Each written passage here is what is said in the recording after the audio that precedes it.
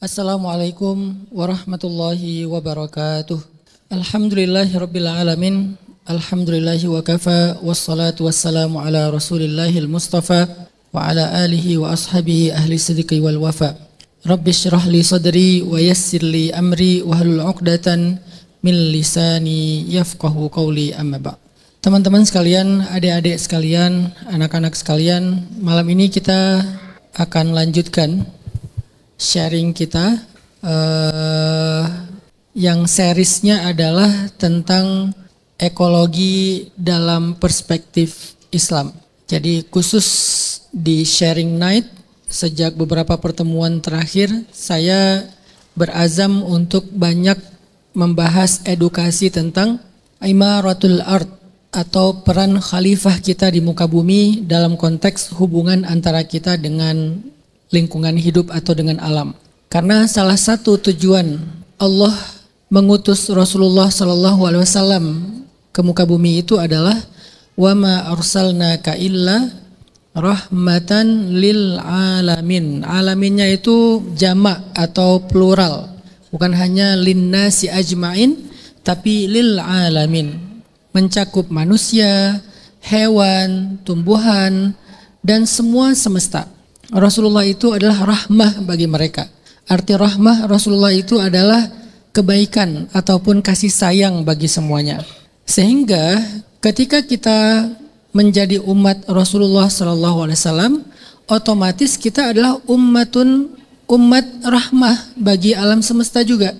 Umat Islam itu harus menjadi role model umat, role model manusia, role model kaum di antara manusia yang paling nature friendly, yang paling bersahabat dengan alam. Dan semua literasi tentang rahmatal lil alamin itu dalam penjelasannya kita akan dengan mudah menemukan di dalam Al-Quran dan di dalam hadis Nabi SAW. Jadi agama kita bukan agama yang ignoring tentang isu-isu lingkungan, sama sekali enggak. Bahkan bisa dibilang agama kita ini adalah agama yang sangat concern dengan isu lingkungan. Saking concernnya, jadi dalam Islam itu ada yang namanya maqasidus syariah. Maqasid syariah. Maqasid itu jamak dari maksud. Maksud itu bahasa Arab yang jadi bahasa Indonesia. Karena kita nggak bisa bilang sod, jadilah sin, maksud. Harusnya maksud atau maksudullah gitu ya. Jadi harusnya sod. Maksud ya, bukan maksud. Karena kan orang Indonesia susah bilang sod, do, ain. Jadilah banyak diubah ke aksen Indonesianya. Jadi maqasid jamak dari maksud. Maqasid itu artinya tujuan-tujuan. Jadi tujuan dari adanya syariat Islam itu ada 5 secara general. Semua orang belajar Islam, kalau belajarnya di pesantren, belajarnya di kampus Islam, itu pasti ngerti ini karena ini ilmu pokok lah dalam Islam. Gak mungkin enggak. Kalau ada yang gak ngerti ini berarti dia belum belajar Islam secara terstruktur. Kalau kita mungkin sebagiannya belajar Islam kan dari kajian-kajian aja yang tidak terkurikulum kan. Jadi kayak kadang bahas apa. Tapi kalau kalian belajar Islamnya terkurikulum, terstruktur dari lembaga pendidikan sejak awal, pondok pesantren SD, SMP, SMA, kuliah, pasti kalian akan mengerti, akan diajarkan tentang maqasidus syariah. Tujuan adanya syariat itu tuh apa? Orang yang nggak ngerti tujuan syariat, dia bersyariat tapi nggak jelas arahnya kemana. Akhirnya Islamnya itu Islam reaksionis. Bereaksi terhadap isu-isu yang dibikin oleh orang yang sengaja pengen ngerecokin umat Islam biar nggak fokus. Jadi kalau kalian pengen mengganggu karir seseorang, coba recokin dia. Bisa recokin dia dengan masalah, bisa recokin dia dengan entertain. Ajak dia main yang banyak, ajak dia misalnya gimmick-gimmick, sehingga dia nggak fokus dengan karirnya. Tujuan dia belajar di situ tuh buat apa?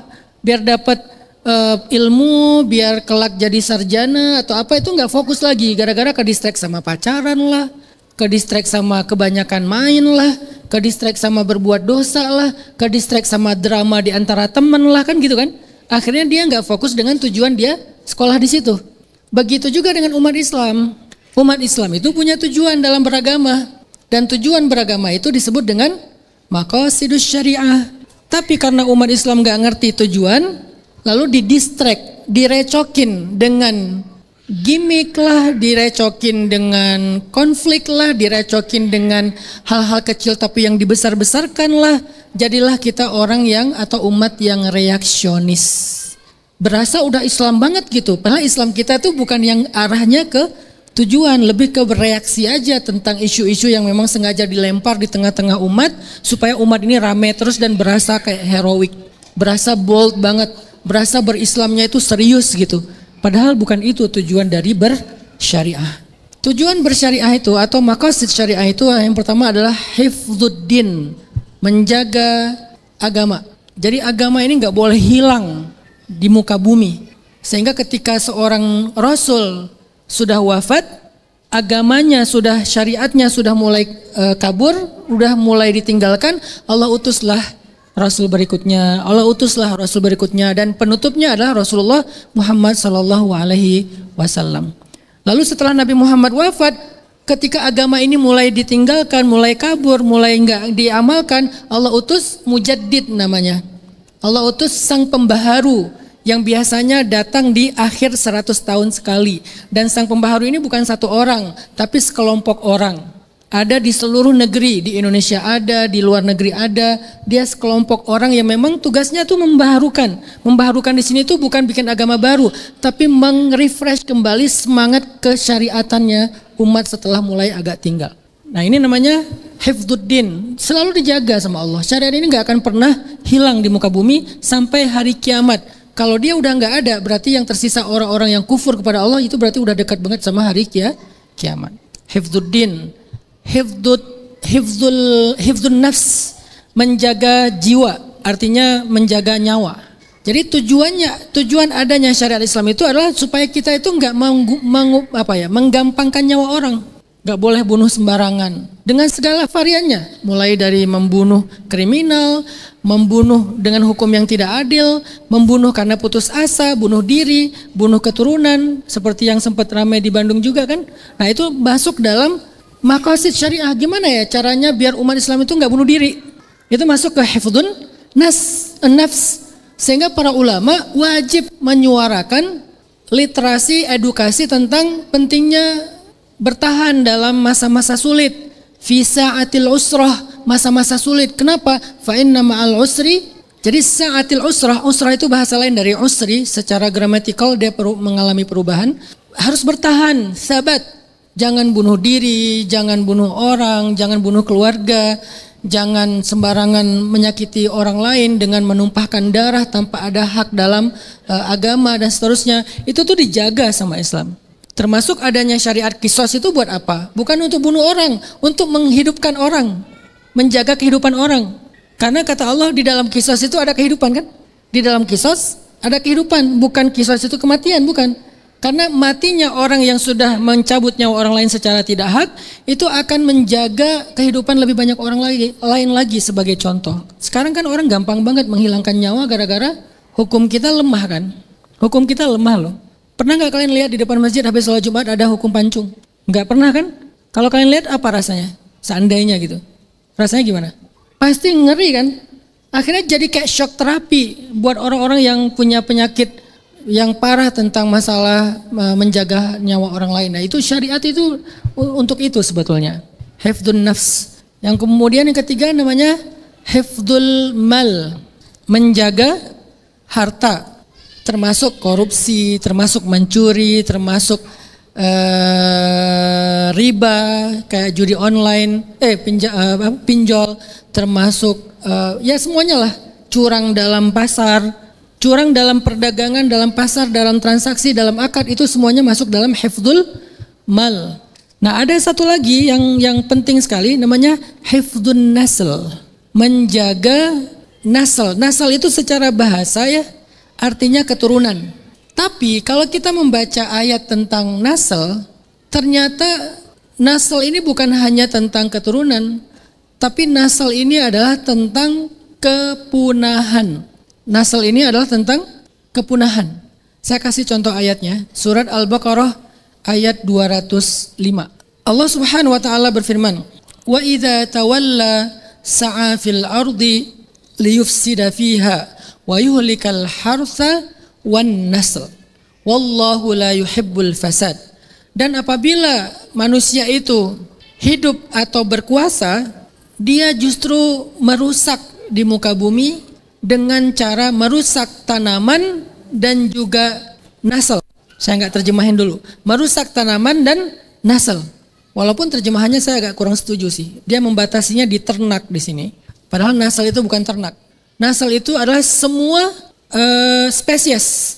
Bukan hanya ternak yang kita bayangin kayak kambing, onta, sapi gitu ya. Semua spesies itu nasl. Karena dia punya keturunan kan. Dia punya ya beranak pinak lah. Sehingga salah satu bentuk merusak di muka bumi itu kalau dalam bahasa ayat Al-Baqarah 205 adalah memunahkan salah satu jenis spesies. Itu berarti dia merusak di muka bumi. Sekarang apa yang udah mulai agak hampir punah? Ya mungkin udah yang punah itu kayak nggak tahu ya, cendrawasih udah punah atau belum ya? Hampir punah ya, cendrawasih atau apa anoa ya, harimau Sumatera, komodo. Yang kecil-kecil apa? Kunang-kunang. Siapa yang pernah lihat kunang-kunang? Kok sedikit ya? Berarti saya beruntung. Saya pernah jadi Arlo the Good Dinosaur. Karena saya pernah hidup di tahun 90-an, di mana di belakang rumah saya itu ada kayak sawah gitu, tapi bukan sawah yang dari alang-alang, ilalang ya, ilalang. Itu tuh benar-benar kayak di film The Good Dinosaur. Ketika saya, maaf ya, karena kita orang miskin, jadi toilet kita itu toilet bersama. Jadi ada sekitar 10 rumah, satu toilet. Rumah kontrakan lah, pintu-pintu gitu kan, satu toilet. Dan toiletnya itu paling belakang dekat ilalang-ilalang gitu loh. Jadi kalau malam serem sih ke toilet. Tapi sisi lain yang mau saya cerita adalah di belakang toilet rumah kami itu tuh hamparan ilalang yang sangat luas malam hari. Sehingga ketika saya usil lagi duduk kan agak gabut ya, ngambil batu lempar ke ilalang, maka berterbanganlah kunang-kunang itu kayak pemandangan yang sangat indah. Cuman dulu kan nggak ada handphone ya, jadi nggak bisa dikontenin. Kebayang sekarang pakai tripod dibikin live gitu, lemparin pakai batu, itu kunang-kunang. Itu masa saya masih kecil, jadi saya masih ngerasain indahnya malam dengan bintang di langit dan kunang-kunang di bumi. Jadi puitis gini dengan bintang di langit dan kunang-kunang di bumi. Di laut sebetulnya juga ada hewan yang memang hidupnya di malam hari. Makanya kita para divers itu ada program namanya night dive kan. Kenapa divingnya malam-malam? Pengen ngelihat jenis hewan yang memang dia munculnya malam hari, nggak muncul di siang hari gitu. Salah satunya walking shark, banyak lah. Nah, maksudnya hewan-hewan seperti ini, kepunahan mereka itu berdampak secara ekologis, secara lingkungan, berdampak sekali. Sehingga salah satu bentuk merusak di muka bumi yang Allah gambarkan menurut Al-Quran, itu tuh merusak an-nasl, membuat kepunahan dari beberapa jenis spesies. Bukan cuma kepunahan manusia, kayaknya kalau kepunahan manusia agak sulit dibayangkan gitu. Kepunahan dinosaurus saya juga nggak ngerti itu gimana ceritanya. Tapi kalau kepunahan yang memang ada di sekitar kita udah banyak kejadiannya. Dan itu ternyata salah satu tujuan syariat. Jadi syariat itu ada, Islam itu ada untuk menjaga setiap spesies itu supaya tidak punah. Berarti kalau banyak sekali kepunahan spesies di dalam kehidupan kita, syariatnya nggak tegak. Dimanapun kita udah ngaji, kita udah sholat berjamaah, walaupun itu tetap berharga, nggak mungkin nggak berharga. Sholat berharga, ngaji berharga. Tapi pertanyaannya, udah menegakkan maqasid syariah belum sholatnya? Tujuan bersyariat belum sholatnya? Dengan kenyataan pahit bahwa banyak sekali spesies-spesies yang penting bagi kehidupan kita itu udah punah. Mungkin sebentar lagi lebah dengan jumlah yang paling makin sedikit sekarang kan. Padahal lebah itu adalah salah satu spesies yang Allah ciptakan yang fungsinya itu nggak bisa diganti oleh AI. Mungkin sekarang kita kayak sangat bangga gitu dengan AI, bentar lagi ada GI, ada SI gitu. Tapi dia nggak bisa gantiin lebah loh. Dengan perannya yang luar biasa dalam serbuk dan segala macam, penyerbukan lah, nanti ada bikin madu. Memang AI bisa bikin madu? Nggak bisa. Tetap harus ada lebahnya. Dan lebah itu sudah berkurang. Oke, kalau nggak ada madu kita nggak mati lah. Tapi penyerbukan nanti bakal jadi kayak krisis pangan. Salah satunya gara-gara burung, lebah udah punah gitu. Berarti kan itu merusak dengan cara memusnahkan, artinya memunculkan kepunahan. Dan ternyata itu adalah maqasid syariah. Sedalam itu loh syariat ini Allah turunkan ke dalam kehidupan manusia. Jadi bukan hanya ngomongin tentang halal haram, itu penting. Saya nggak lagi mau membandingkan, tapi saya lagi mau ngasih tahu bahwa ada ruang yang sangat lama kosong di dalam dakwah dan dalam syariat Islam kita. Dan saya mengambil peran di bagian itu. Terserah orang mungkin dianggap kayak dakwah ini nggak penting karena mereka nggak paham isu mental. Coba Ustadz yang benar-benar ngomongin isu mental itu secara teoritis dan ayat dan hadisnya itu banyak, itu hampir langka gitu. Padahal ayat-ayat mental di Al-Quran itu banyak banget. Di hadis itu luar biasa. Bahkan ilmu akidah itu hubungannya dengan mental. Salah satunya tentang iman kepada takdir. Dalam hadis Tabrani Nabi bilang, al-imanu bil qada'i wal qadar yuzilul hamma wal hazan. Iman kepada qada' dan qadar menghilangkan al-ham, trauma, al-hazan, anxiety. Tapi nggak dibahas dari POV itu ya, karena mungkin beda segmentasi lah ya. Begitu juga tentang ekologi. Ekologi juga salah satu isu syariat yang jarang dibahas. Dan ini sangat erat hubungannya dengan kita. Kenapa saya ngomongin ini di antara kalian anak-anak muda? Karena saya berharap kelak kalau kalian jadi man minkum tawalla fil ard, siapa di antara kalian yang di muka bumi itu diberikan wilayah oleh Allah, diberikan kekuasaan jadi siapapun, jadilah seorang rahmatan lil alamin. Kebijakan kalian, undang-undang yang kalian bikin ketika kelak kalian jadi pemimpin, mungkin 10 tahun dari sekarang itu nggak ngerusak hutan Indonesia lagi, nggak ngerusak laut Indonesia lagi. Bukan nggak boleh, dalam Islam itu ada aturan tentang pertambangan, nanti kita bahas juga. Tapi yang masif, yang ekstrim, yang nggak peduli tentang dampak lingkungan, itu nggak ada dalam Islam. Jadi tetap ada tanggung jawab konservasinya. Kamu ngerusak, terus bayarnya apa? Nggak bisa kamu ngerusak aja, terus yang penting bisa ngambil hasilnya. Oh ini loh emas, buat apa emas kalau sambil ngerusak? Kalau kamu udah ngambil emas berarti kamu harus bayar. Karena kita mengambil dari alam, kita harus ngasih lagi ke alam. Apa bentuk kontribusi kita untuk alam? Dan itu harus kuat sekali. Kalau bisa 1:10. Kita ngambil 1, balikin 10. Karena yang 10 ini butuh waktu minimal 15 tahun untuk jadi. Nggak langsung hari ini kita nanam pohon terus hari ini jadi kebayar kerusakan yang kita bikin, kan nggak bisa kan? Butuh 15 tahun baru kebayar itu. Artinya Islam mikirin banget teman-teman yang kayak gini-gini. Itulah kenapa saya mencoba untuk mengisi ruang inilah. Kenapa bagi saya ini penting? Karena saya semua tentang Nabi itu penting. Dalam konteks maulid sekarang, saya pengen memperkenalkan satu sunnah Nabi. Ada yang sifatnya simbolik, tapi yang mau saya highlight itu justru sisi pesannya atau value-nya. Green sunnah. Sunnah Nabi tentang warna. Sunnah Nabi tentang warna. Selain itu nanti mungkin kalian bisa carilah sunnah Nabi tentang rambut ya. Ada jummah, ada limmah, ada wafroh kan. Rambut Nabi di atas telinga, di daun telinga paling bagian bawah, sama di sepundak. Itu sunnah rambut Nabi. Selain janggut, mungkin pakaian, pastinya akhlak, ibadah, semuanya lah. Ini ada yang penting juga nih. Tentang kenapa Nabi mencintai warna tertentu. Nggak mungkin sia-sia dong. Karena Rasulullah sendiri yang ngomong, min husni islamil mar'i tarkuhu ma la ya'nih. Salah satu di antara kesempurnaan Islam seseorang itu adalah meninggalkan yang enggak bermanfaat. Kalau ini enggak bermanfaat, ngapain Nabi kok meng-highlight ini gitu? Kan Nabi paling sempurna, nggak mungkin enggak bermanfaat, nggak mungkin sia-sia hidup beliau. Nah ternyata warna bagi Nabi itu adalah sebuah simbol nilai. Warna bagi Nabi itu adalah sebuah simbol nilai, bukan cuman gue cocoknya, kan sekarang ada kayak tes apa Kak Budi namanya tuh? Tes color apa istilahnya teh? Kayak identitas warna kita kan. Saya belum pernah ngetes, nanti kalau ada yang bisa saya mau daftar ya. Saya cocoknya warna apa biar muka saya ini nggak perlu pakai filter lagi gitu. Sehingga kalau pakai warna itu katanya keluar gitu kan aura dan cahayanya ya. Saya sekarang masih agak acak sih. Warna kesukaan saya hijau sama biru kalau secara subjektif. Tapi saya nggak tahu apakah itu cocok buat saya. Saya senang aja hijau sama biru. Hijau itu adalah gunung, biru itu adalah laut. Jadi rata-rata pakaian saya kalau nggak hijau ya biru. Kalau saya main lagi badminton atau apa gitu ya, biru semuanya sampai giung. Jadi Nabi itu punya warna favorit minimal 3 lah secara urutannya. Tapi urutan ini ijtihad ulama ya, bukan dari Rasulullah ya. Nomor 1 putih, nomor 2 hijau, nomor 3 warna-warni. Karena Nabi juga pernah pakai baju jubah garis warna-warni, ada merahnya, ada apanya gitu, warna-warni. Jadi bukan satu warna tapi berwarna-warni. Nomor satunya putih. Kalau kita baca dalam sebuah hadis riwayat Tirmidzi dari Ibnu Abbas, Rasulullah SAW bersabda, ilbasu min thiyabikum al-bayad fa innaha min khairi thiyabikum wa kaffinu fiha mautakum. Pakailah pakaian-pakaian yang berwarna putih, itu adalah sebaik-baik pakaian kalian. Kafanilah mayit kalian dengan kafan yang berwarna putih. Hadis riwayat Tirmidzi.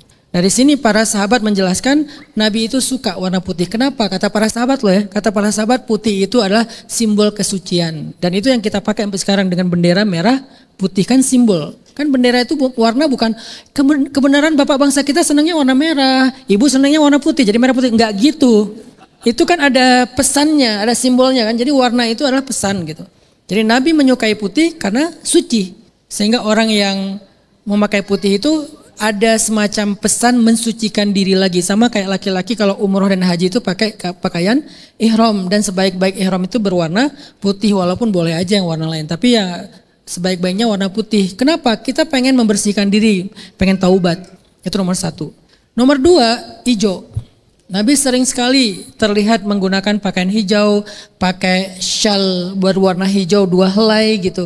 Kayak yang kita sering lihat para habaib dari Yaman, pakai syal warna hijau yang panjang itu. Nah itu salah satu sunnah Nabi.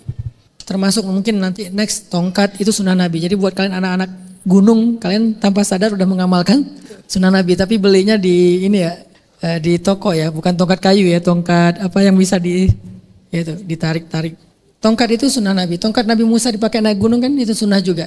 Tapi kali ini warna. Nah ternyata Nabi senang warna hijau. Diriwayatkan oleh namanya Abu Rimthah, seorang sahabat Nabi, Abi Rimthah qol, ra'aitun Nabiyya sallallahu alaihi wasallam yakhtubu wa alaihi burdani akhdaran. Aku melihat Rasulullah SAW berkhutbah dengan memakai 2 selendang yang berwarna hijau. Hadis riwayat An-Nasa'i. Jadi selendang itu maksudnya apa tadi itu? Syal sorban berwarna hijau. Dan itu konteksnya lagi khutbah.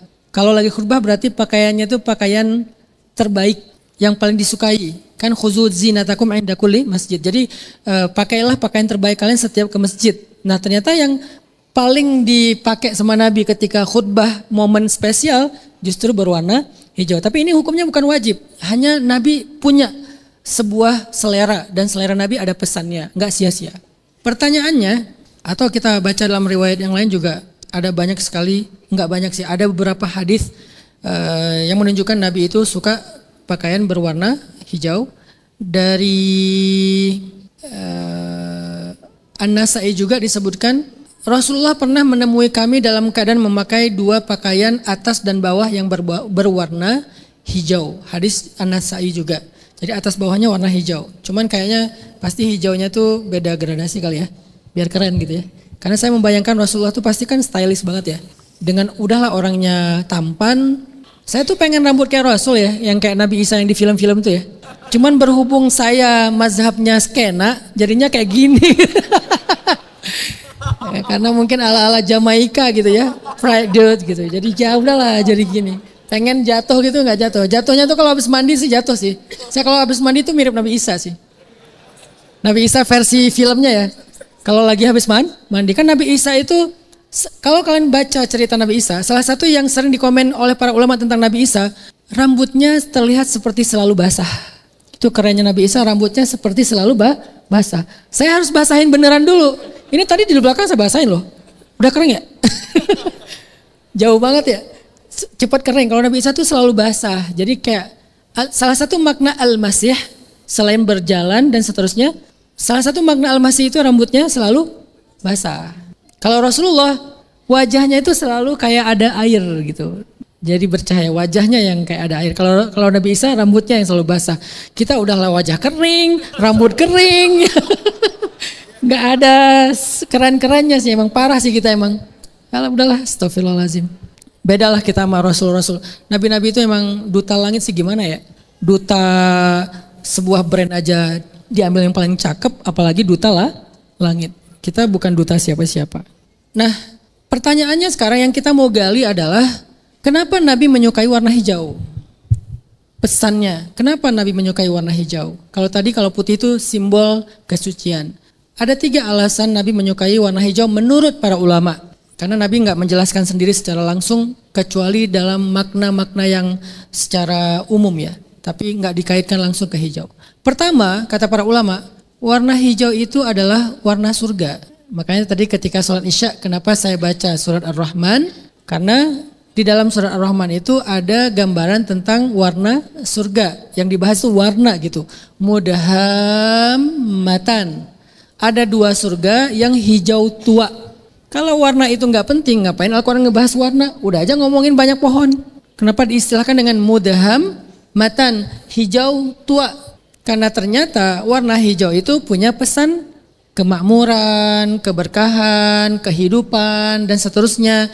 Apalagi hijau tua berarti kan vegetasinya masih sehat, semuanya ada di situ. Nah, ternyata warna hijau adalah warna surga. Ada di dalam surat Ar-Rahman salah satunya ayat 64 yang tadi kita baca. Mudhammatan.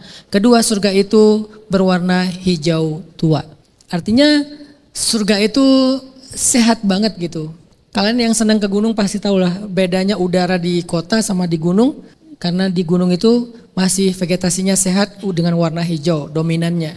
Kedua, hijau itu adalah warna pakaian penduduk surga. Bukan hanya warna surga, penduduknya juga suka pakai pakaian warna hijau dan ayatnya nggak cuma satu. Ketika Allah bicara tentang penduduk surga di dalam surat Al-Insan ayat 21. Aliyahum thiyabu sundusin khudru wa istabaraka wa hullu asawira min fiddatin wa saqahum rabbuhum syaraban tahura. Siap pakaian mereka sundusin khudrun wa istabarak. Pakaian mereka terbuat dari sutra halus yang berwarna hijau dan juga sutra tebal. Dan mereka dipakaikan gelang-gelang yang terbuat dari perak. Di dalam ayat yang lain dari emas dan seterusnya. Jadi ternyata di-mention warna pakaiannya. Terus buat kita yang seleranya warna lain gak bisa masuk surga? Bisa, kan ini bukan tentang wajib dan haram. Tentang pesan apa di dalam sesuatu. Tentang value-nya gitu. Ternyata penduduk surga itu memakai pakaian kata Allah khudrun, sutra berwarna hijau. Di dalam ayat yang lain surat Al-Kahfi ayat 31. Ulaika lahum jannatu adnin tajri min tahtihimul anhar yuhallawna fiha min asawira min dhahabin wa yalbasuna thiyaban khudra min sundusi wa istabrak. Penduduk surga yalbasun memakai pakaian thiyaban khudran, pakaian berwarna hijau, sundus wa istabarak, dari sutra halus dan sutra yang tebal, sutra tipis dan sutra yang tebal. Itulah pakaian penduduk surga. Selalu dibilang khudrun, khudrun, khudrun. Warnanya hijau, warnanya hijau. Jadi insya Allah semua kita nanti akan pakai pakaian itu. Kemarin di salah satu podcast ya, saya pengen menjawab juga ya supaya ya siapa tahu ini jadi bermanfaat. Ada yang nanya gini, kenapa sih surga neraka itu ada penjaganya? Dengar gak podcast itu? Apakah emang penduduk surga itu bakal lari ya? Sehingga harus dijaga gitu. Ini saya kasih tahu. Ada 2 tugas minimal ya, minimal ada 2 tugas malaikat yang menjaga surga dan neraka. Ini surga dulu. Jadi tugas pertama dari penjaga khususnya surga itu adalah tugasnya itu hospitality. Bukan penjaga kayak security gitu, bukan. Hospitality. Kalau neraka, security. Kalau surga, hospitality. Kenapa hospitality? Semua kita akan punya surga sendiri-sendiri teman-teman. Kita itu bukan kayak rame-rame satu surga berdesak-desakan, ntar rebutan tanah, ada mafia tanah. Enggak. Di surga itu enggak kayak gitu. Semua kita punya surga sendiri-sendiri. Surga terkecil kita itu 10 kali lipat lebih besar daripada bumi. Itu surga terkecil kita. Namanya kerajaan. Jadi semua kalian tuh king. Sana tuh queen. Semua kita tuh king di kerajaan kita sendiri gitu. Semua kita tuh raja. Jadi kalian gak usah khawatir. Apa cita-cita? Pengen jadi presiden. Kan presiden 5 tahun sekali satu. Terus bisa? Bisa. Insya Allah. Semua kita jadi raja. Tapi syaratnya satu. Meninggal dulu. Semua kita jadi raja. Kerajaan kita paling kecil nih 10 kali lipat bumi, paling kecil. Dan itu kerajaan siapa? Orang yang terakhir kali keluar dari neraka. yang paling banyak dosanya tapi masih ada la ilaha illallah di hatinya, sehingga dia yang paling terakhir keluar dari neraka. Kalau dia udah keluar, penduduk neraka akan nangis semuanya karena udah nggak ada lagi yang keluar setelahnya abadi di dalam neraka. Dan itu laki-laki. Walaupun hadisnya paling banyak di neraka perempuan, tapi nanti biar imbang ya, biar cewek-cewek juga bahagia ya. Yang terakhir keluar itu laki-laki, berarti yang paling lama di neraka. Yang paling banyak di neraka perempuan, yang paling lama di neraka, biar adil lah. Jangan menyudutkan salah satu pihak. Karena yang disebut namanya itu laki-laki. Kalau dia udah keluar dan dia tuh nggak punya amal soleh apapun loh, nggak sholat, nggak puasa, nggak zakat, nggak haji, nggak ngaji, pokoknya nggak ada amal ibadah sama sekali kecuali satu, la ilaha di hatinya. Cuman itu doang amal solehnya. Punya iman doang, la ilaha illallah sekecil zarrah. Karena siapapun yang mengatakan la ilaha illallah dakhalal, masuk surga, dakhalal jannah. Tapi masalahnya kan, makanya kalau berdoa itu jangan cuma minta surga, minta dibebaskan dari neraka juga. Karena kalau minta surga doang, belum tentu bebas dari api neraka kan? Kalau bebas dari api neraka, udah pasti masuk surga. Makanya doanya tuh selain minta surga, minta dibebaskan dari api neraka. Jangan sampai Allah mengabulkan kita masuk surga, tapi nggak tahu berapa lama di neraka. Na'udzubillah min dzalik. Dia terakhir kali, karena cuma ada satu amalan. Bayangin, la ilaha illallah doang sekecil zarrah, punya kerajaan 10 kali lipat bumi. Jadi kalau hari ini kalian nggak agak-agak kayak cemburu ngelihat Raja Arab, Raja Brunei. Siapa pemain bola terkaya di dunia? Siapa? Pangeran Brunei. Ronaldo sama Messi kalah. Ronaldo nomor 2, Messi nomor 3. Nomor 1 Pangeran Brunei. Dia pemilik klub, dia pemain. Ya suka-suka dia. Gua mau main depan ya. Hari ini lagi bete, gua di belakang aja lah. Enak ya? Dia apa? Pemilik klub, dia pemain. Itu keren sih. Saya kalau pas lihat profil dia tuh, nggak mungkin sih. Nggak ada tanda-tandanya saya bakal kayak gini. Udah nggak bisa main bola, nggak ada kerajaan, bukan anak ningrat, darah saya merah bukan biru. Nggak lah, nggak bisa lah gitu ya. Tapi apakah kita punya harapan kayak gitu? Bisa banget. Saya pernah ke Dubai sama ke Abu Dhabi. Kan Dubai Abu Dhabi ini 2 kerajaan yang disatukan jadi Emirate kan. Pas di Dubai itu saya ngeliat istana raja, Masya Allah.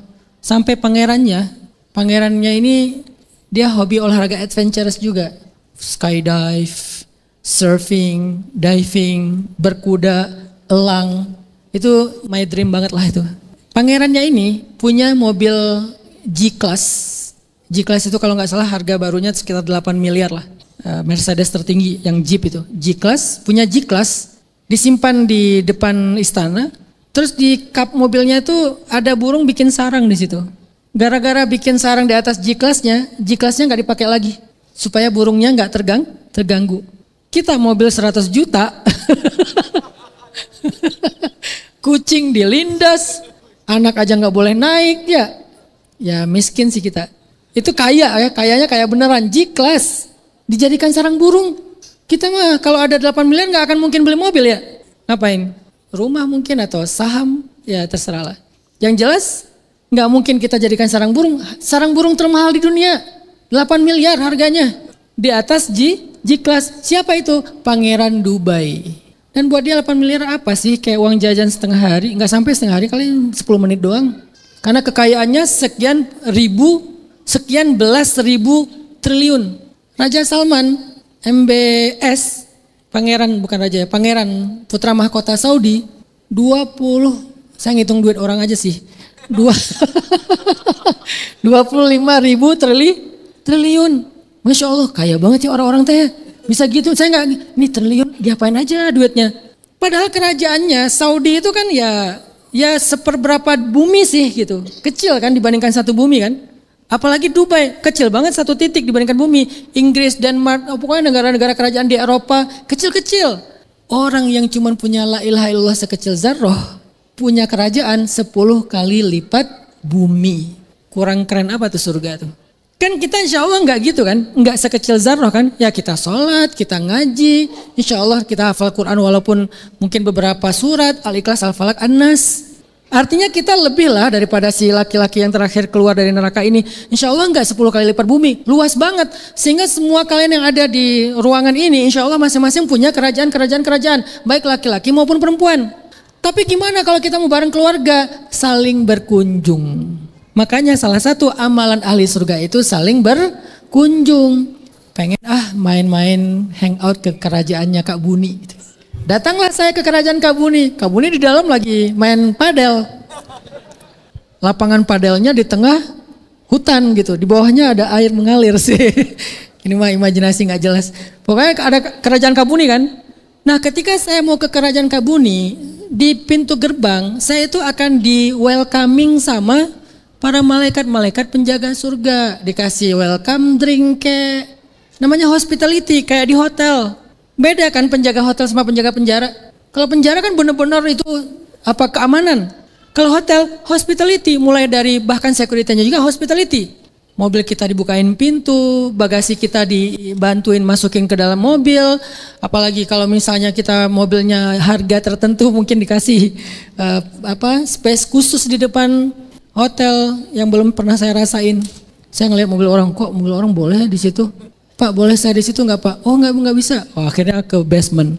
Artinya itu kan penjaga hotel kan hospitality. Itu yang terjadi di surga. Jadi kita kayak pas mau ke surganya teman kita atau minimal keluarga kita, ke surga anak, ke surga istri dan bisa stay di sana itu bisa extend sampai sebulan, setahun, berapa tahun terserah kita. Karena harus keliling jauh banget, berburu lah, ngapain lah. Itu tuh di host sama malaikat. Lalu nanti akan jadi LO-nya kita, ditemenin mau kemana, mau ketemu, oh bapaknya lagi berburu, nanti ini sini saya temenin, dia berburunya di kerajaan mana gitu. Akhirnya kita pergi ke sana, ketemu di tempat berburu, lagi ngapain misalnya. Itu semuanya diurus sama malaikat. Kalau kerajaannya kita sendiri, rakyat siapa Ustadz? Penduduk surga. Sebelum ada kita mereka udah ada duluan. Jadi penduduk surga itu udah ada sejak sekarang, yang belum ada cuma rajanya tunggu kita. Penduduknya sudah ada, anak-anak kecil, banyak lah. Kalau dibahas agak-agak, pokoknya banyak lah. Penduduk surga itu banyak. Apakah kita di surga itu nanti punya anak? Punya, banyak banget lagi anak kita. Nggak ada surga child free. Marriage is scary, nggak ada. Kenapa? Karena udah Allah berikan kebaikan. Jadi kalau ditanya kenapa di surga ada penjaga hospitality? Kenapa di neraka ada penjaga? Karena penduduk neraka itu pengen lari. Siapa sih pengen tetap di neraka? Gua betah banget di neraka. Karena ada artis fulan. Di sana tuh nggak ada artis-artisan ya. Nggak ada pejabat-pejabatan. Di sana itu semuanya disiksa. Semuanya pengen lari. Sehingga ketika mereka ingin keluar dari api neraka, didorong lagi ke dalam api neraka oleh para penjaga api neraka. Ya, jadi tugasnya emang keamanan kalau di neraka. Termasuk nanti orang penduduk surga yang pengen berkunjung menyelamatkan saudaranya di neraka, itu nanti akan dibantu sama malaikat penjaga neraka. Kita nggak boleh masuk neraka kan, lagian ngapain sih masuk neraka? Kita cuma nunjukin nama malaikat. Ini ada teman saya, dulu kita ngaji bareng, dulu kita taklim bareng, pulang bareng, naik ojek bareng, nyasar bareng, pokoknya gitu bareng aja. Saya udah di surga alhamdulillah, tapi dia masih di neraka, mungkin dia kebanyakan gibah kali. Misalnya ya. Kan salah satu penolong di akhirat itu adalah teman sesama mukmin yang saling mencintai karena Allah kan. Kita kasih tahu namanya ini, orangnya kayak gini. Walaupun saya nggak tahu ilustrasinya kayak gini aja lah. Kalau di surga kayaknya nggak pakai kartu-kartu lagi lah ya. Langsung sama malaikat itu nanti dicari si orangnya. Karena kalau kita cari kan kita nggak mampu masuk neraka, nggak akan mampu lah. Dicari, akhirnya dikeluarkan. Kamu dikeluarkan dari neraka karena syafaat temanmu, gurumu, anakmu yang meninggal sebelum balik, anakmu yang hafiz Quran, anakmu yang syahid. Kalau hafiz Quran menyelamatkan 10 orang, kecuali mantan. Ayah, ibu, mertua, 4 ya. Pasangan, berarti kita punya anak gak boleh lebih dari 5 ya. Kalau 6, aduh 1 lagi gimana nih. Kalau syahid 70, kalau hafiz 10. Kalau anak yang meninggal sebelum balik, 2, ayah dan ibunya. Kalau teman solih, 1, temannya. Artinya kalian itu punya gak sih penolong di surga, baik-baikan sama dia. Tapi dia bukan orang sempurna ya, kadang dia punya kekurangan. Jangan nganggap kalau yang udah paling soleh itu gak ada kekurangannya, ada. Tapi minimal dia punya amalan yang lebih baik daripada kita. Itu maksud kenapa ada penjaga neraka, kenapa ada penjaga surga. Bukan takut kabur, emang penjara. Surga itu hospitality. Balik lagi ke tadi, ternyata pakaian penduduk surga itu berwarna hijau. Yang ketiga, alasan Nabi menyukai warna hijau. Hijau itu adalah warna kehidupan di bumi. Walaupun dalam Al-Quran nggak disebutkan warnanya, tapi disebutkan segala sesuatu yang berkaitan dengan hijau, yaitu gunung, pohon, tanaman, kebun. Allah selalu nge-mention itu di Al-Quran. Wal arda madadnaha wa alqaina fiha rawasi. Kami hamparkan bumi dan kami letakkan di dalamnya gunung-gunung. Kita udah pernah bahas tentang rawasi sebelumnya ya. Gunung-gunung, kenapa gunung dimention? Karena gunung itu adalah salah satu simbol kehidupan di bumi. Kalau gunungnya rusak, berarti kehidupannya rusak. Dan salah satu warna gunung yang sangat bagus itu warna hijau. Makanya dalam budaya Sunda, tumpeng itu ujungnya itu pakai penutup daun pisang berwarna hijau. Itu simbol-simbol. Di dalam tutup tumpeng itu ada pesan bahwa gunung yang sehat itu warnanya hijau. Bukan warna-warni alat berat. Warnanya hijau, semakin ke atas semakin hijau, di bawah bolehlah kuning, padi, kebun. Tapi di atas hijaunya tuh harus hijau tua, makanya pakai daun pisang yang tua. Dalam budaya kita udah ada, dalam Islam dibahas. Jadi budaya dan agama kita itu kayak sering banget selaras loh, nggak perlu kita bentur-benturin, karena dua-duanya ngajarin nilai-nilai, hanya dengan gaya bahasa yang berbeda-beda. Kenapa bahasa budaya kita lebih banyak ke bahasa mistik? Saya justru membaca di situ kecerdasan nenek moyang kita loh. Jadi hargailah budaya, hargailah nenek moyang kita. Kalau ada yang kita rasa kayaknya salah deh, ya udahlah, nggak usah diikutin. Tapi ternyata pesan-pesan pentingnya masih banyak kok. Mereka tuh cerdas banget loh. Ilmu psikologinya, apalagi ilmu tentang alam ya, ilmu bertaninya.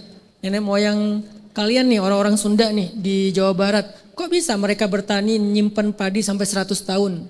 Anak-anak muda di urban ngerti nggak?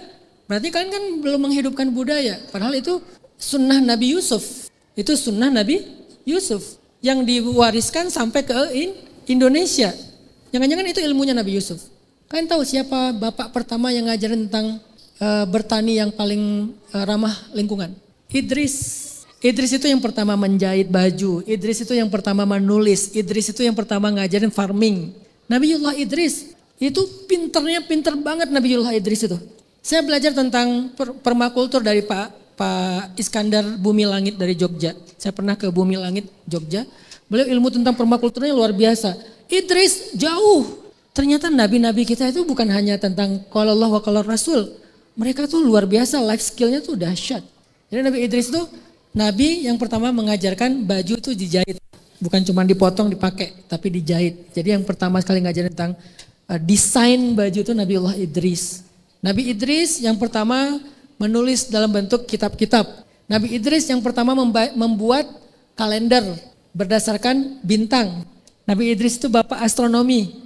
Nabi Idris yang pertama ngajarin cara bercocok tanam yang udah lebih canggih dibandingkan masa Habil dan Qabil. Jadi ternyata itu diwariskan sampai ke nenek moyang kita. Itu bukan cuma budaya kita, tapi itu agama kita juga yang udah kita tinggalkan dengan ilmu-ilmu modern yang kita anggap lebih maju. Padahal nggak lebih maju juga sih, biasa aja. Sama-sama baik, cuman mereka ternyata lebih canggih. Itu kenapa Al-Quran menyinggung istilah gunung, kenapa gunung itu warnanya hijau dan seterusnya. Di dalam surat Yasin juga kayak gitu. Allah menceritakan tentang jannatin min nakhilin wa a'nabin, kebun-kebun dan seterusnya. Sehingga kesimpulannya kenapa Nabi suka warna hijau kata ulama, karena hijau itu adalah warna kehidupan di bumi. Sehingga dalam warna hijau Nabi memberikan kita pesan supaya menjaga kehijauan bumi. Itu maksudnya. Pesan call to actionnya itu jagalah kehijauan bumi. Bumi itu harus tetap hijau. Bahkan kita punya Nabi yang namanya Nabi Hijau. Siapa? Khadar. Di Indonesia jadi Khidir. Orang Arab nyebutnya Khadar. Khadar artinya hijau. Kenapa Nabi itu dinamakan Khadar? Nama aslinya bukan Khadar. Ada banyak pendapat ulama. Tapi yang terkenal Khadar. Kenapa diistilahkan Khadar? Karena kemana beliau pergi itu terjadi go green. Negeri yang tadinya kering jadi hijau, jadi subur, jadi basah lagi. Kemana Nabi Khidir pergi? Jadi kalau beliau pergi turun hujan, beliau pergi tanamannya subur. Sehingga orang-orang itu senang sama Nabi Khidir. Kenapa Nabi Khidir dikasih tumpangan perahu? Karena beliau itu terkenal. Kemana beliau pergi orang mendapatkan kebaikan. Termasuk negeri yang orangnya pelit aja dibangun rumahnya sama beliau kan. Itulah yang disebut dengan khadar. Ternyata dalam Islam warna aja jadi nama Nabi gitu. Tapi bukan cuma warna, ada pesannya. Kemana beliau pergi, beliau menghijaukan. Sehingga ada dua ya, campaign yang kita pengen angkat dalam sharing night ini. Satu campaign tentang sedekah sampah. Kalau sekarang mungkin di depan kita tetapkan jenisnya kosmetik, mungkin next pakaian bekas karena itu juga penting. Kedua campaign dalam taklim kita ini apa? Green Taklim. Kenapa kampanyenya Green Taklim? Karena saya agak sedikit sedih ngelihat banyak tablik akbar yang di dalamnya orang ngomongin firman Allah, sabda Rasulullah, salawat, ya, tausiah dan seterusnya. Tapi begitu bubar, sampah di mana-mana. Dan itu nggak bagus buat branding agama kita yang udah mulia dan sempurna ini.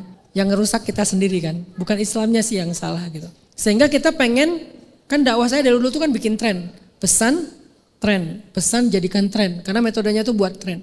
Saya pengen Green Taklim ini jadi tren taklim di seluruh Indonesia. Jadi di mana-mana ada taklim itu perhatiin banget tentang sampah. Kalau bisa memang ada call to action buat isu sampahnya. Itu kenapa kita nggak pengen cuma narasi di atas mimbar kayak gini. Nanti kan boleh terlibat dan berkontribusi dalam Green Taklim sharing night kita ini, apakah dengan masalah waste sedekah sampah ataupun dalam konteks si taklimnya sendiri supaya lebih sehat. Masa kita cuma bisa banggain orang Jepang yang habis tanding bola mungut-mungut sampah. Masa orang Jepang yang nggak kenal Allah, nggak kenal syariat, lebih aware tentang sampah dalam konteks nonton bola. Kita dalam konteks belajar ilmu agama di masjid, tapi nggak peduli tentang sampah. Buang sampah sembarangan, masjid kita kotor-kotor, toilet masjid itu kotor. Harusnya toilet masjid itu seperti toilet hotel, bandara gitu. Kenapa? Karena yang di dalam masjid itu isinya orang-orang yang udah ngerti agama. Dan agama ngajarin tentang kebersihan, tentang masalah lingkungan. Agak miris sih, agak kayak absurd gitu. Satu sisi ngomongin lingkungan secara literasi, sisi lain behaviornya nggak nature friendly sama sekali. Sedih kan? Umat muslim terbesar di dunia salah satunya Indonesia. Tapi sungai yang paling rusak salah satunya sungai-sungai di Indonesia. Gimana dong ini? Oke, memang semua punya kontribusi ya, pemerintah, ya kita juga. Ya daripada saling menyalahkan, lakukan bagian yang kita mampu. Nanti kalau kalian jadi pemerintah, ya udah berarti kalian punya peran yang lebih luas lagi insya Allah. Semoga di sini ada yang jadi presiden, jadi gubernur, jadi menteri, jadi pejabat, jadi pengusaha, jaga alam. Dan juga jaga manusia, karena itu maqasid syariah, berarti kalian sudah menegakkan syariat. Nah, ngomongin tentang menjaga alam, ada satu sunnah Nabi yang jarang sekali dibahas di Indonesia. Kalau di luar negeri ini ada, udah biasa sih. Apa itu? Sunnah penghijauan. Jadi di Madinah, Nabi itu pernah membuat program konservasi alam. Namanya Himal Art atau Mahmiyatut Tabi'iyah. Hima, H-I-M, Hima. Hima itu artinya menjaga. Jadi Himal Art menjaga dan merawat satu kawasan supaya tetap alami. Jadi nggak boleh dipegang swasta, nggak boleh diprivatisasi, nggak boleh monopoli, nggak boleh dikelola secara personal oleh masyarakat, nggak boleh. Dia harus dijaga keasliannya. Habitatnya, itu namanya hima, sunnah hima. Kenapa?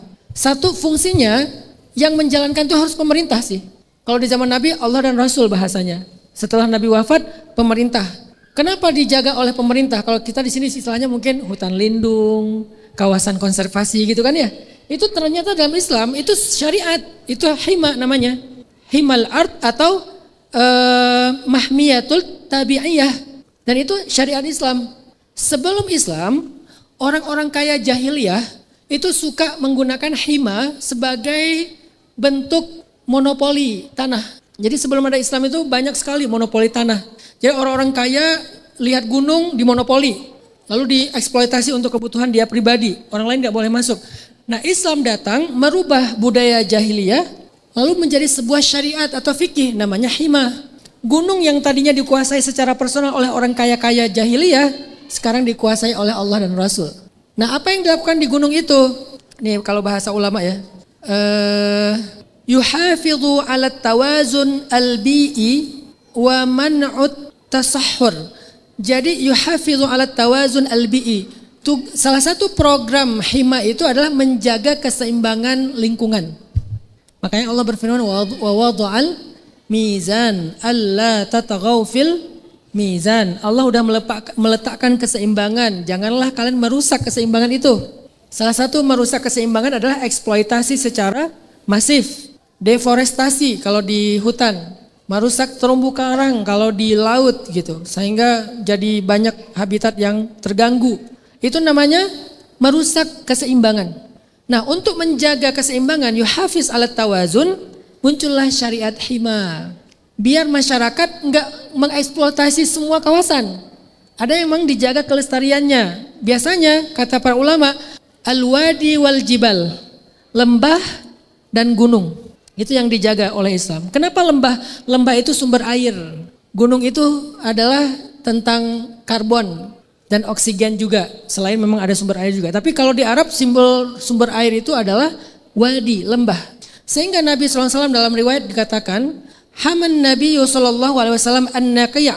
Hadis riwayat Abu Dawud dan Ahmad. Haman Nabi an-Naqi'. Nabi mengkonservasikan kawasan Wadi Naqi'. Naqi' itu sekarang jadi wadi di kota Madinah. Mungkin kalau kalian yang umroh nanti coba. Saya tapi yang belum pernah ke sana ya. Ada satu lembah namanya lembah Naqi'. Dan itu udah dijaga oleh Rasulullah sejak zaman dulu supaya sumber airnya nggak rusak. Karena kalau dibebaskan nanti dieksploitasi oleh pedagang air. Pedagang air itu bukan hanya pedagang air yang kecil-kecilan kayak kita ya. Perusahaan-perusahaan yang besar gitu kan, yang mengeksploitasi sumber air atau nanti dipakai buat orang kaya doang, jadi tempat resort atau apa gitu, privatisasi, swasta dan segala macam, nggak boleh. Karena sumber air itu harus tetap menjadi milik semua orang dan semua habitat. Yang saya pernah cerita di satu kawasan yang saya pernah datang, saya diajak sama teman saya, dia tuh seorang surfer. Dia bilang, Ustadz kan senang diving ya, Ustadz coba deh sekali-kali nyelam cave dive. Saya punya satu kawasan karena saya bukan surfer, kata dia, bukan diver, saya surfer, jadi saya nggak bisa nyelam, cuma di permukaan. Saya pernah berenang di sebuah gua, ternyata di dalamnya itu ada sungai purba, kata dia. Ada sungai purba, dan sungai purba itu adalah sumber air seluruh kawasan dalam satu kota tempat dia tinggal. Jadi satu kota itu sungai-sungai, sumur segala macam, sawah, sumber airnya itu dari sungai purba di gunung. Dan itu nyambung sampai ke laut. Dan air di sungai itu tuh bening banget gitu. Pas dia masuk ke dalam gua, terus ada apa tuh namanya tuh ya, air tuh stalagmit ya. Maaf ya kalau salah istilah. Itu tuh suara-suara air yang menetes di dalam gua itu, kan itu mendengung kan, apa istilahnya teh? Ada kayak echonya gitu kan. Efek echo dari setiap tetesan-tetesan suara itu tuh kayak suara musik loh di dalam. Dia pakai pelampung, diam, 3 orang sama teman-temannya mendengar suara-suara tetesan air di dalam, tleng, kleng, kleng, kleng, kleng. Itu indah banget Ustadz. Ustadz harus ke sana deh. Insya Allah saya bilang nanti kalau saya udah beres beberapa urusan saya pengen ke sana. Kalau perlu Ustadz bawa teman-teman diver. Cuman sekarang sisi lainnya itu udah rusak gara-gara di atasnya ada tambang emas. Jadi 2 sisi ini masih bagus, sisi ini semoga emasnya nggak ada di sini ya. Karena kalau udah ada emas udah susah. Yang sisi ini udah rusak nih, sumber yang satunya lagi gara-gara di atasnya ada tambang emas. Bahkan dia disebut siapa pemilik tambangnya, saya tahu pemilik tambangnya. Oh itu pemiliknya, pantesan kaya banget ya gitu. Kita jadi gibah sambil subhanallah, astagfirullah gitu. Sambil zikir, sambil menggibah orang kaya. Jadi ternyata dalam Islam itu tuh diatur, namanya hima. Gak boleh sumber air itu dikuasai satu orang, harus dikuasai sama pemerintah. Tapi pemerintahnya adil, benar-benar menjaga tadi nasl, jangan ada yang punah. Ini yang disebutkan oleh para ulama. Hadisnya tadi hadis riwayat Abu Dawud, Haman Nabiyyu sallallahu alaihi wasallam an-Naqi'. Nabi menjaga satu kawasan yang dinamakan dengan kawasan Naqi'. Umar juga melakukan hal yang sama. Dalam hadis yang lain, hadis Bukhari Muslim, Nabi sallallahu alaihi wasallam bersabda, ini hadisnya Bukhari Muslim lagi. La hima illa lillahi wa li rasulih. Tidak ada hima kecuali hanya untuk Allah dan Rasul. Maksudnya apa? Yang boleh mengelola kawasan-kawasan konservasi hanya Allah dan Rasul di zaman Nabi. Segitu diomongin kawasan-kawasan kayak gitu. Hutan, gunung, laut, lembah, itu milik Allah dan Rasul. Gak boleh dijual, gak boleh diprivatisasi, gak boleh dieksploitasi, bahkan untuk petani kecil gak boleh dipakai, sama petani kecil pun gak boleh.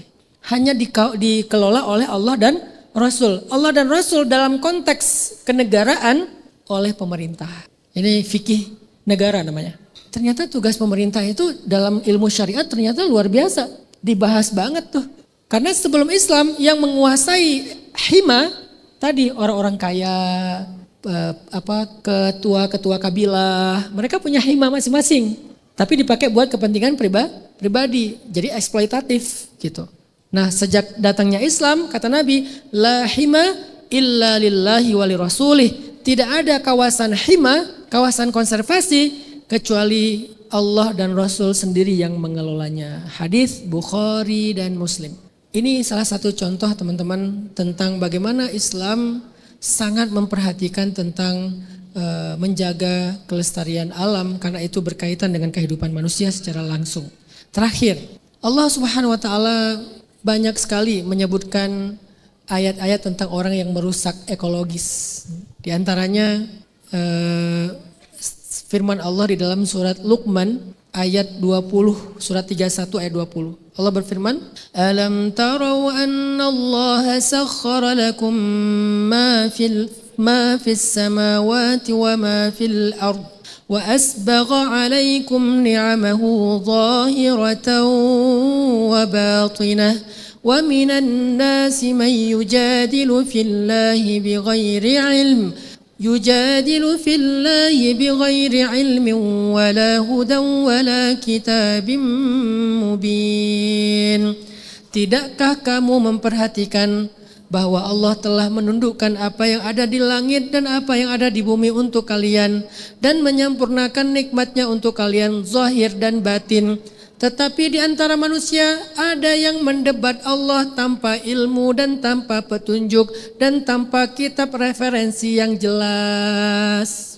Apa maksudnya? Ternyata Allah tuh udah memberikan kepada kita alam untuk kita nikmati dengan baik, dengan bertanggung jawab. Lalu kita rusak karena hawa nafsu kan? Setelah kita rusak, Allah bilang jangan rusak alam. Tapi kita debat, kami gak merusak, kami begini-begini. Padahal dia gak punya ilmu. Jadi banyak banget dari kita ngerusak alam tanpa sadar. Kenapa gak sadar? Karena gak ada ilmu. Makanya Allah berfirman di dalam surat Al-Baqarah, "Wa idza qila lahum la tufsidu fil ard qalu innama nahnu muslihun." Kalau dibilang kepada mereka, janganlah kalian merusak di bumi. Kata mereka, kami ini ingin memperbaikinya. Kan banyak yang ngomong kayak gitu kan? Wah ini buat ini buat itu, ini gitu kan? Apa kata Allah tentang mereka? Ala innahum humul mufsiduna walakin la yash'urun. Bukankah mereka itu orang-orang yang merusak, hanya saja mereka tidak menyadari. Kok gak sadar?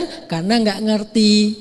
Harusnya kalau nggak ngerti, fas'alu ahlal dzikri in kuntum la ta'lamun. Tanyalah kepada orang yang mengerti jika kalian tidak mengerti. Indonesia ini nggak kurang profesor loh. Profesor gunung, profesor laut, profesor pohon, profesor serangga. Indonesia ini banyak orang-orang pintar. Coba tanya sama mereka. Libatkan kampus-kampus tentang masalah konservasi alam. Karena kalau dia bikin aturan tapi nggak nanya ke ahlinya, dia merusak tanpa sadar. Dia nggak ngerti kalau itu merusak. Oh enggak kok, baik-baik aja kok lautnya, katanya kan ya. Kata para ahli enggak, ini nggak kelihatan aja tapi udah rusak di bawahnya. Dengan adanya kegiatan ini rusak. Oh enggak kok, jauh kok jaraknya sekian. Apakah menurut para ahli jarak sekian itu aman? Tanya ke ahlinya dulu. Kalau enggak, kamu merusak tanpa kamu sadar. Allah suruh kita tanya ahli. Dan Indonesia nggak kekurangan ahli. Kita bukan di Afrika. Kita tuh di Indonesia, orang pintarnya banyak banget. Saya kemarin lagi di salah satu hotel ya, pas keluar kota sarapan, di meja sebelah saya lagi sarapan, saya dengar nyuri-nyuri dengar ya. Ya nggak boleh sih, tapi ya gimana gitu. Namanya juga manusia. Nyuri-nyuri dengar, tapi bukan lagi gibah. Kalau ada gibah saya nggak akan nyuri-nyuri dengar. Mereka lagi ngomongin tentang sebuah ide teknologi apa. Ternyata dua orang yang lagi sarapan itu profesor. Saya lagi sarapan di sebelah profesor. Mau isunya lingkungan kek, mau isunya mental kek, mau isunya kesehatan kek, tanya ahli deh sebelum bikin kebijakan supaya kebijakan kamu itu bukan mufsid, bukan ifsad, bukan merusak. Walakin la tash'urun, la yash'urun, tapi kamu nggak nyadar. Itu pesan konkret dari menjaga alam yang ada di Al-Quran yang malam ini saya ingin sampaikan. Sehingga adik-adik sekalian yang dirahmati Allah, yuk kita ihya sunnah Nabi, kita hidupkan kembali sunnah Nabi yang berkaitan dengan alam ini.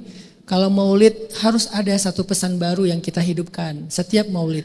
Maulid tahun lalu kita ngomongin apa, maulid ini kita ngomongin apa. Harus ada perbaikan lewat momentum maulidin Nabi.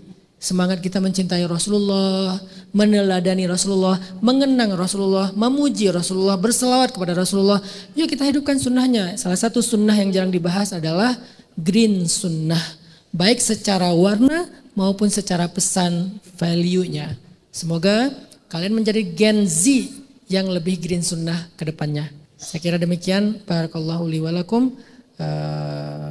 Subhanakallahumma wa bihamdika asyhadu an la ilaha illa anta astaghfiruka wa atubu ilaik. Wassalamualaikum warahmatullahi wabarakatuh.